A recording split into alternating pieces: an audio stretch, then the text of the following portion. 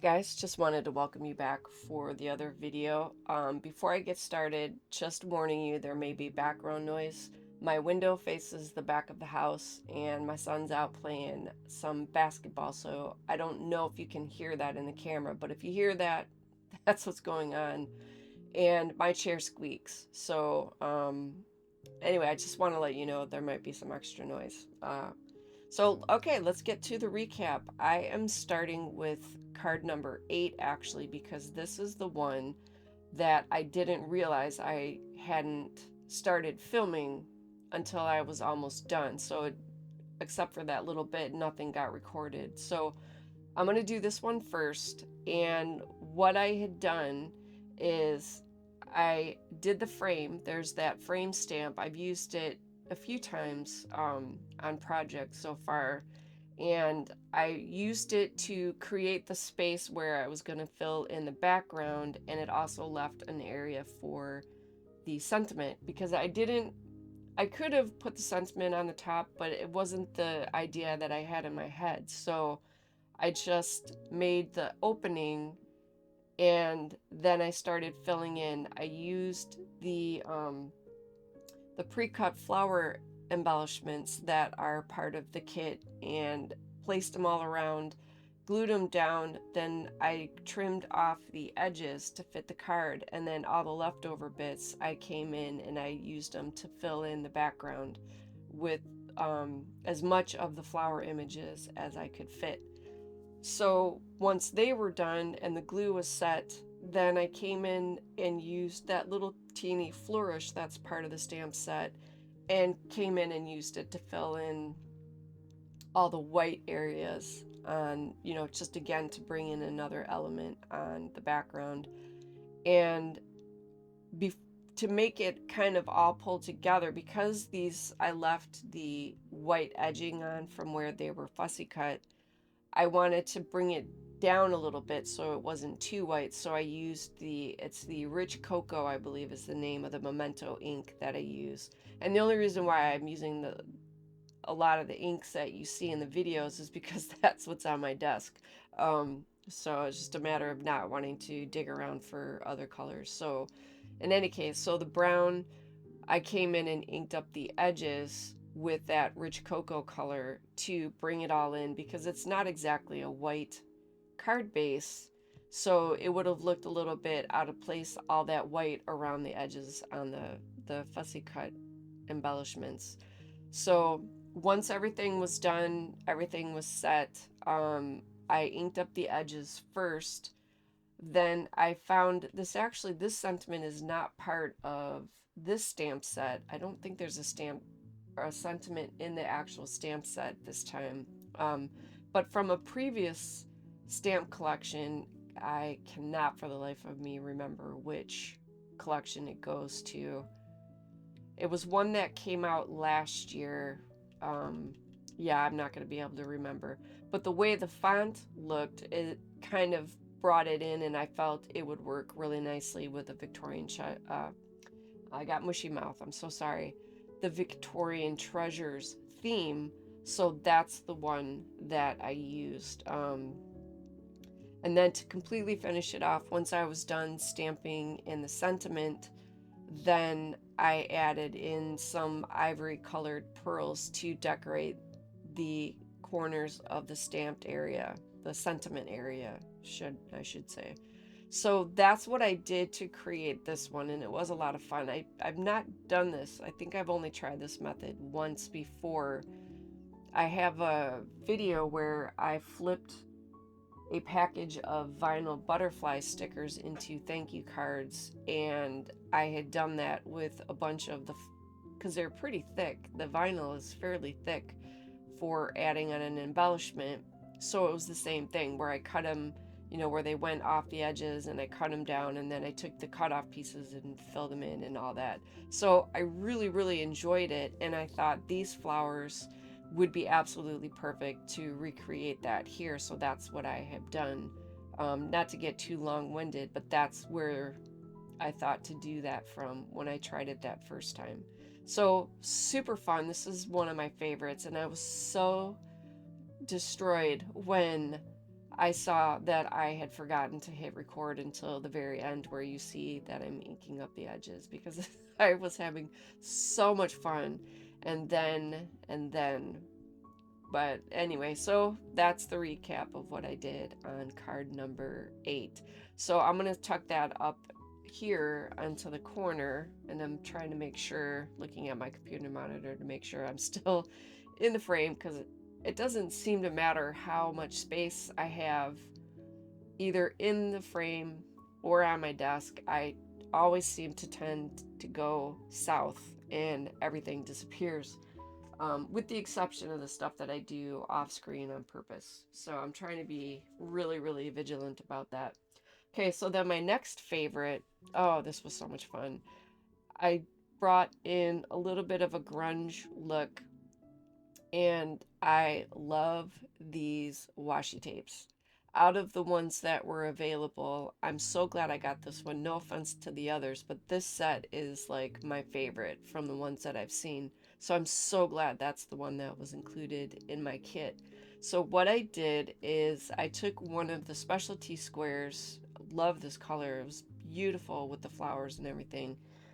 And I thought the colors in it matched really well for the colors in the image, because it's sort of like a tealy green or like a greenish teal, and then a little bit it's almost like a dusky pinky orangish kind of, it's not quite pink, not quite orange or peach. And I thought that worked really well with the colors in that one little page, that one little specialty paper. So what I did was I cut down a piece of just the regular cardstock, took the washi tape off, and of course, because it's washi tape, if you want it to stay, you got to be sure. So I dabbed on some glue on the back of the washi, laid it down, then I distressed the edges, folded up the little crease right here to make it look like an old photo or old painting that you found like in the attic or something. That's kind of the mental thing I was doing. And then attached it to that. And once it was all done and I had everything all assembled after I got done doing the paint splatters, and it's a metallic paint. I don't know how much that shows on camera. The shiny stuff is so hard to catch in the light. I think you can get just a little bit of the shine from the metallic paint, but I used copper, gold, and I think one of the blue colors. And then I had used the brown. I combined the brown memento and the black memento and did spatter. So I did 4 colors of spatters on here. Or maybe it's just the copper and the gold. Let me look at that again. Once I do something, I can't remember exactly in what order. So I appreciate your patience. So I had done the spatters after I had done the stamping, and I did the second gen stamp, so it was faded, but yet you could still see it, because I didn't want any of the background image to overshadow the washi tape portrait. So in any case, once I had that all done and I got this set onto the card base and did all the inking on the edges to again echo that vintage look like the old photo or painting, I thought, well, if this is a portrait, well, then where's the artist's signature? Excuse me, where's the artist's signature? So I came in with one of my little, it's this one, I think it is. Yeah, it's this one. It's a Faber-Castell. I had gotten them in clearance at Michael's about 1.5 years ago. It was before we were anywhere near lockdown, if that's any indication of how long I've had it. But it's their Faber-Castell. It's the artist pens, and it's in the sepia color, so that's what I had used, and it's the medium tip.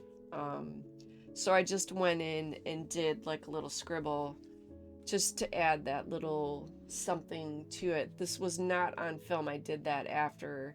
It was when I was sorting through them at the end. I was already done filming, and I thought to do that. So I figured I would kind of point that out since you won't see it in any of the photos that I took that were in the previous videos. So just a little fun thing. Sometimes that little detail, that's the perks with the crafting. We like all those little add-ons. So that's definitely one of my favorites as well. I mean, I love them all because all the different techniques that I pulled out, it was just a riot. And really, really did enjoy using those little squares of the specialty paper. So this was another favorite. Absolutely love beyond measure taking dress form die cuts or whatever and turning them into paper dolls. And on this one I added some of what was left for the black lace, and man, I wouldn't be me if I wouldn't do this. So this was just absolutely, I love it. And I had taken out my X-Acto knife. I did it here and again here. I used the X-Acto knife to open up the underarm area so I could tuck the lace under here.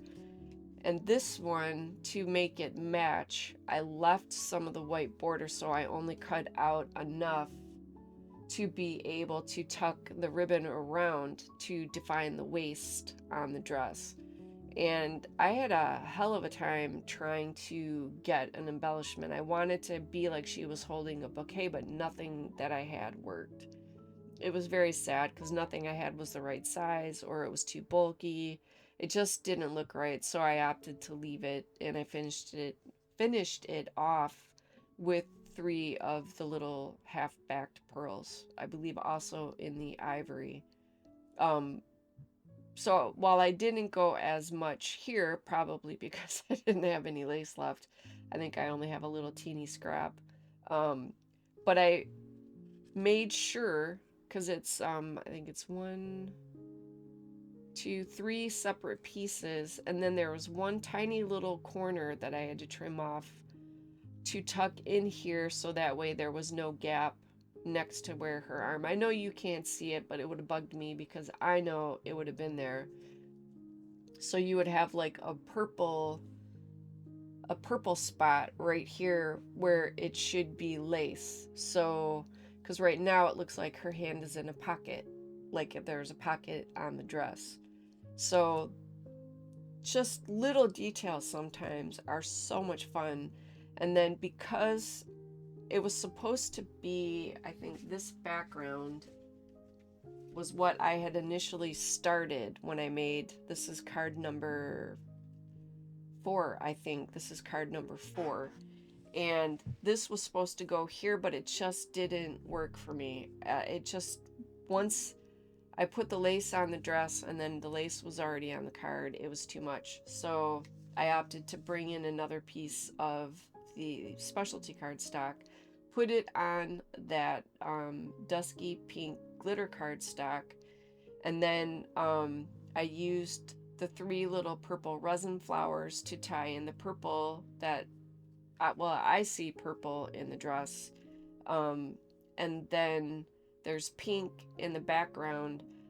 Now with adding the black lace, I needed something else black or dark so that way it wasn't just like it kind of ties it all together, if that makes sense. So I used some opalescent black half-backed pearls that are dark that ties in with the black that I added to the lace. Otherwise it just would have been a sea of purple and pink and it wouldn't have quite looked right. So color balance is something, if you're new, you'll kind of sort of pick it up as you go along. Your eyes, the one thing that I say now, and I know it cracks people up, but I've learned to shut up and let my eyes tell me what I need to do, or the paper to tell me what to do.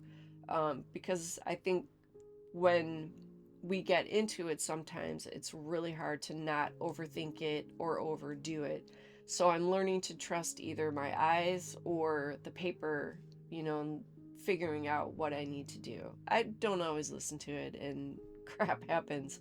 However, I am getting better. So just a note, like I said, if you're new, you will kind of start picking up things to do in balancing out your composition. So just practice. I mean, that's the big thing.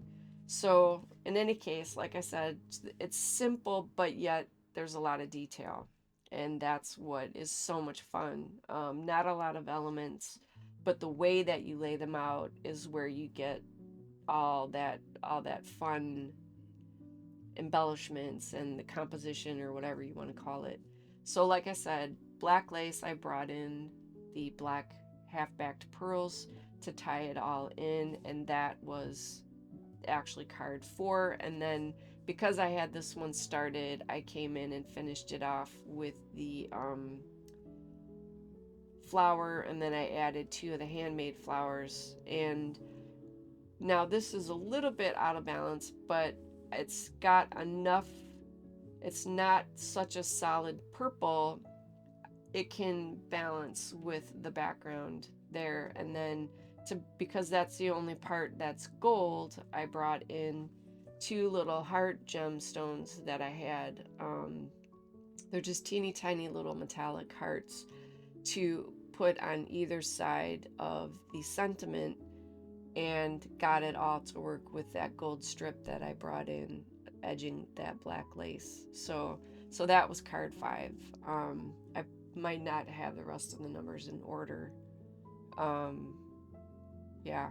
So anyway, all right, let me put that one down. So like I said, branch out. Don't feel that you have to just stick with only adding papers or paper die cuts or anything like that. Now, of course, when you're adding a lot of dimension, things especially like this where I've used the resin flowers, it without extra postage and having like a sturdier envelope, something like this may not go through the mail. You might have to pay extra. So something like this I would recommend to people at the craft shows. You could mail it in a package, or you can hand deliver. So things like this I would leave as hand delivered. And while this one has, I feel like, a fairly equal amount of decoration on it or composition, this one would go through the mail because these flat-backed pearls are too small to really be an issue when they go through the sorter. So this could go through with standard postage. And that's wherever you are. I mean, whatever system you have for mailing, it's the same principle. So super fun. And again, of just letting the paper work with the embellishments, or the stamps work with the paper to showcase everything in a way. So you kind of build a little bit of that, I cannot think of a better word, composition. I'm trying not to be a broken record, but this one was also fun. I did this part first. I'm pretty sure you would have seen that in the video. I did the frame in black as if it was a painting on the wall or an image on the wall. And then I covered up. I needed to make sure there's, like, I don't know if you can see it on camera, but there's a thin strip of white in the frame from that darker, thicker outer border. And then there's a thin black line following that design on the inside, but there's a gap. So to make it look like this is the wooden frame, I had to make sure that I covered it with the mint tape as the brand. I believe that's from scrapbook.com. And I used it to block this white area, so the brown didn't bleed into that, and because that would have ruined the frame effect. So I just had to line it up, and it wasn't difficult to do. This is not something that's hard to do as long as you got a good masking tape to use, and that mint tape is really nice. I did give it a little bit of a pat on like my pants leg, just to kind of make sure it didn't have too much tack, because with the stamping platform I wasn't sure if the pressure would push it down too much and then it would have a little bit of a hard time getting it off. So I just roughed it up a little bit, or added some lint on there to keep it from sticking too much. And then I put the stamped images on there to make like an abstract piece, like a Victorian abstract piece of art, I guess, for lack of a better term. And then once the brown images were stamped, then I just peeled off the mint tape, and then it left the border white. So that was about the biggest detail, aside from adding the ribbon on here. And again, just having so much fun with this. Here's another dress. I left to tie it in and to help lift it, because it's such a busy background and there's enough detail on the dress. I left the white border on and put it on top of the white flowers to break it up out of that the background, so it works together, but they're not competing, because I think otherwise this dress would have gotten lost if I hadn't lifted it up. And then with the purple sentiment piece, ties in the purple. These flowers tie into that pinkish hue in the background, and then the white flowers and the white edge helps tie it in and work with the color of the card base. Plus there's that sequin trim that I brought in that is like an ivory or an off-white. So this one was fairly simple. Used a lot of foam tape. I had to go, I think, 3 layers of the foam tape on the dress form, and then I think I did 3 here, and I just used hot glue to attach the 2 on the bottom, and then hot glue to attach those. But again, just a simple sentiment. These flowers kind of echo the shape of the pattern, or the shape of the leaves in these flowers, so that's why I chose those out of that kit, because it echoed. But I didn't want to add any ink to the flowers like I did on a later card. I wanted to make sure that those stayed the white, so that way it all kind of works together. So that's how I did that one. Then on this one, yeah, that is the last one that I did. The stamping didn't work out. It was a little bit cockeyed, so I came in.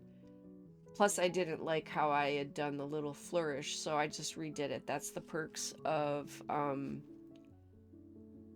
when you're doing the card stamping and stuff like that. So what I'll need to do also, I can tell, I'll put a piece of cardstock here on the back. I don't care if I cover that, but that way you can't see where it got stamped, the mistake happened. So this way it'll block any shadowing where they can see the misstamp. But I just inked up the edges to lift it up out of the back of the card. And then I added the flourishes into the corner. I like that layout actually a lot better. So I'm kind of glad I had to redo it. But I do this even if I don't have a mistake, just so you know. Sometimes I just like to give that little bit of definition. If I have a sentiment that's like these, like where it's a piece of paper rather than just a stamp, if that makes sense. So anyway, also I had fun with this. Love this paper. I didn't want to overshadow it too much, so I kept the embellishments very simple. I just did a couple of the flourishes, and it didn't line up perfectly, but that's fine. I just kind of used this as a gauge as to where I needed to stamp. And then I was careful in where I placed the flower, because especially that bloom, the rose I think it is, I didn't want to cover it. So I just did the one flower, the one actual, flower embellishment that I had, and then a leaf that echoed the colors, because there's like the orange and the green embedded in the background, and this echoed that. So again, it's just learning to just let my eyeballs tell me what I need to do, or the paper. So kept it simple, brought in some, it's either copper or bronze. I can't remember what it's classified as. It's from a pack I got at Michael's. I think I got that around the same time I got that pen, so it was pre-pandemic, when we were in lockdown. So I've had that for a while as well. And I thought it would be really nice to break up, and where I like the definition in the background, but without that little metallic strip, this background did not really work with this paper.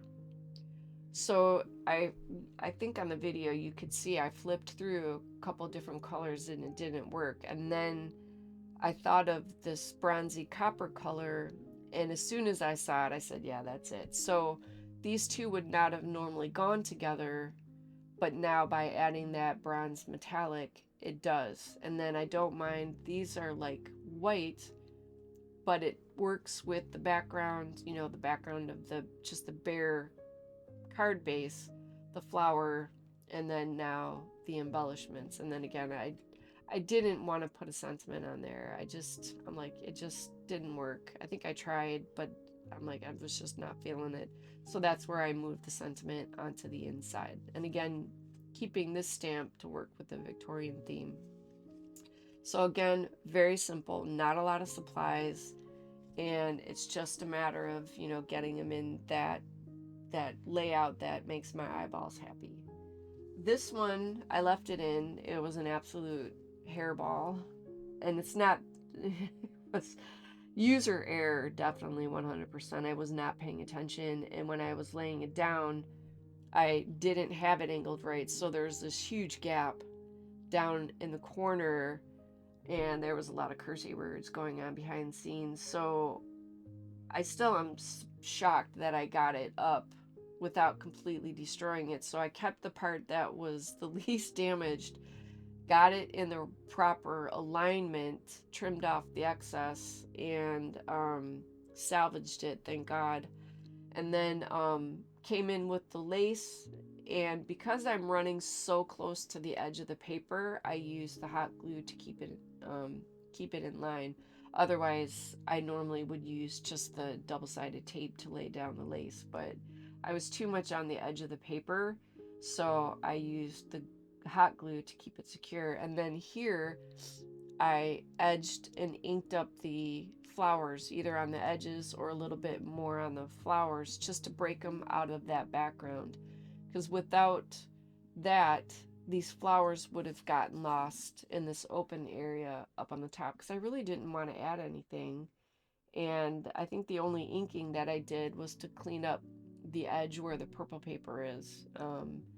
But just keeping it simple, and again, using that flourish to add just that little bit of detail while still keeping it simple, minimal. I mean, I'm not really using, that's about the most complicated in terms of layout, I think, that I did. That's probably second, just because of using the lace. But in any case, just keeping them simple. This one was fun. I've done this, I think, a few times. I know for sure I did this with one of the earlier collections.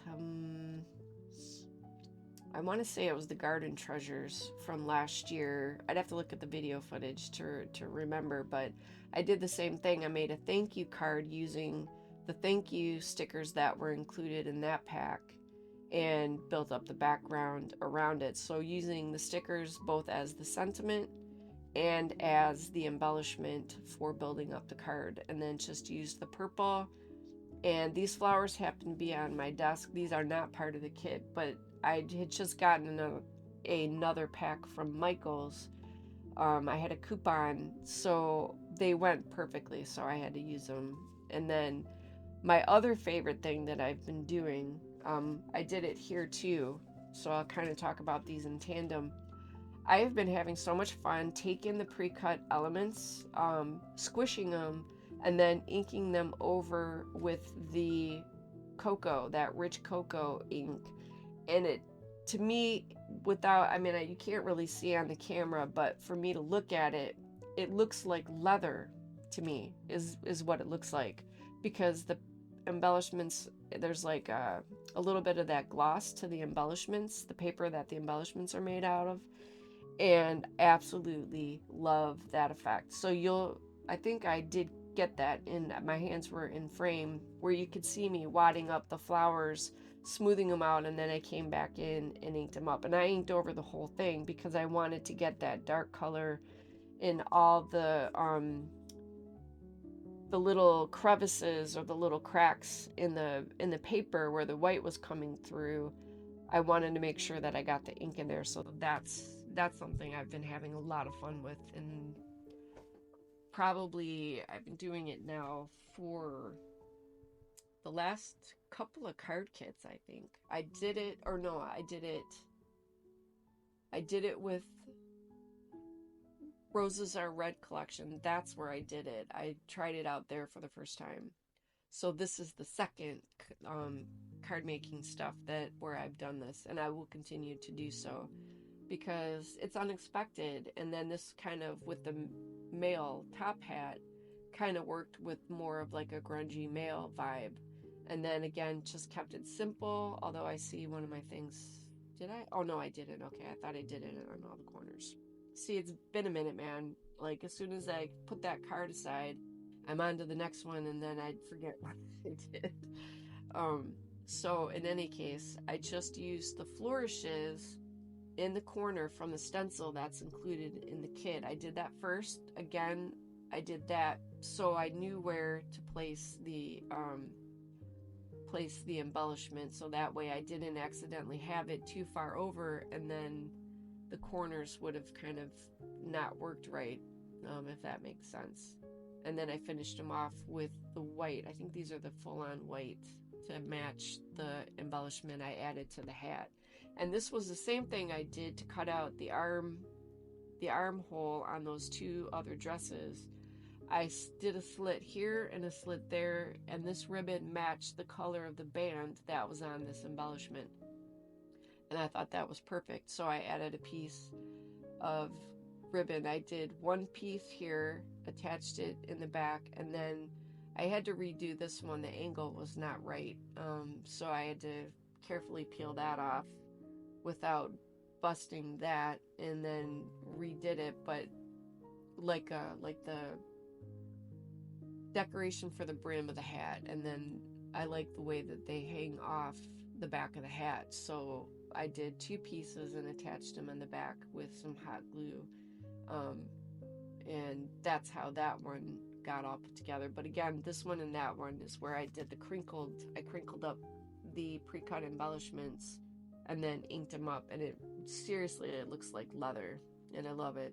So this was the 10 cards, and again, this is why I had to end up doing this separately, because this was just too long. Both of the other videos, this if I'd have put everything together, this video would have been like an hour and a half, probably close to 2 hours. So let me spare it. So this was part 3 where I did the recap for the cards, and again, I started with that one because unfortunately I forgot to hit record. So hope you guys enjoyed. Hopefully you guys got some tips and tricks here, which is one of the reasons why I let it go a little bit longer than I might have normally.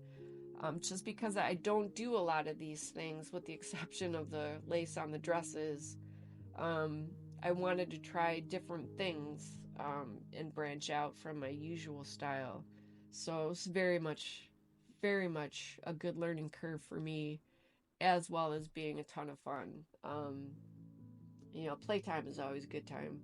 So thank you guys so much for hanging out with me. Again, hopefully you enjoyed this recap, picked up some good tips, especially if you're new. Don't sweat it. You will start learning how things go together. Just keep it simple, and then you kind of build up on it. Anyway, all right, I'm going to leave it here because I'll go off. I'm just going to be chatting for no good reason. So have fun. Thank you guys so much for hanging out. All the links, everything per usual that you need to go check out. Dawn and the other gals on the design team, please do so. And again, her website is www.shinysilvertreasures.com, and look and see what fun you can have with the Victorian Treasures release. So I will definitely be seeing you guys then in the next video.